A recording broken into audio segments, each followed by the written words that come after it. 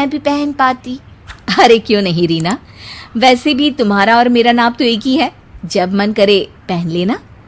भाभी, आपको आपके पापा ने कितने अच्छे कपड़े गहने दिए हैं। मैं उनकी इकलौती बेटी जो हूँ। बेटी तो मैं भी इकलौती हूँ, लेकिन क्या करे, पापा है नहीं, पता नहीं कैसे होगी मेरी शादी। तभी वहां शिवानी की सास आ जाती है।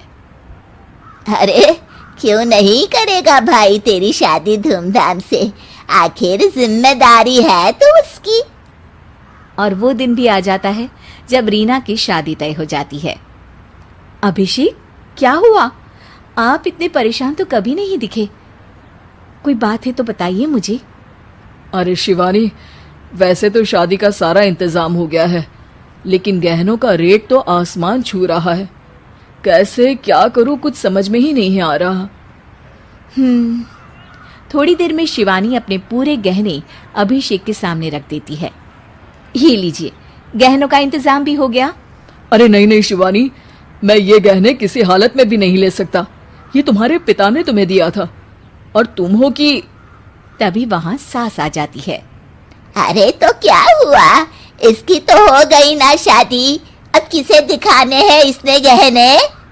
सास गहनों का डिब्बा शिवानी के हाथ से लेकर वहां से चली जाती है। रीना की शादी धूमधाम से होती है और अब वो बड़े घर की बहू बन जाती है।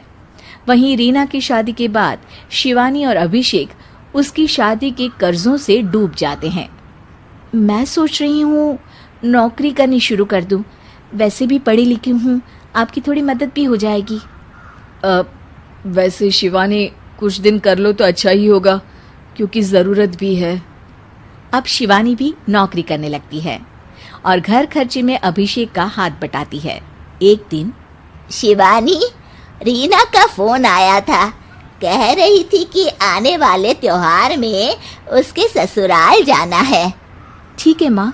अरे ठीक तो है, लेकिन एक काम कर लेना, उसके सास ससुर से लेकर पूरे खानदान के कपड़े मिठाइयाँ सब ले आना, और हो सके तो रीना के लिए छोटे से कान में पहनने के बूंदे भी।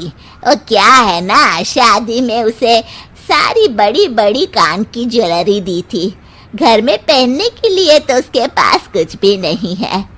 शिवानी सोच में पड़ जाती है कि वो क्या करे, क्योंकि कर्जों और घर के खर्चों के बाद तो पैसे बचते ही नहीं थे। शिवानी फिर अपने पिता को फोन करती है और उनसे पैसे मांगती है।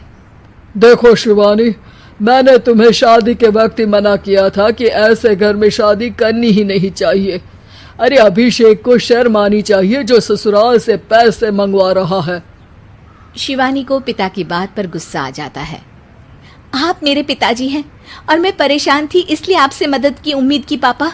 अभिषेक को तो पता भी नहीं है कि मैंने आपसे पैसे मांगे हैं।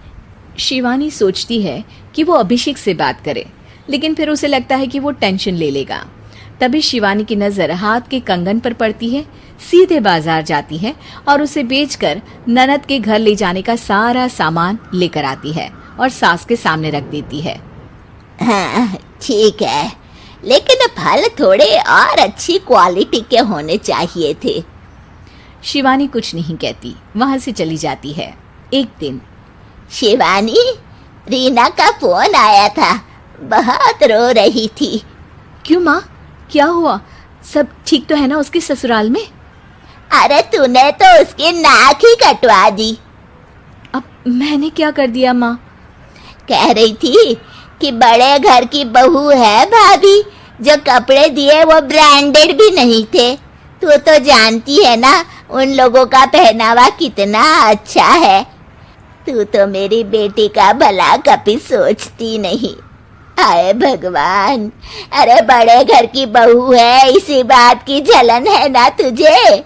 लेकिन याद रख, मेरी बेटी का सोचने के लिए भगवान है, तुम लोग कभी उसका बुरा नहीं कर पाओगे।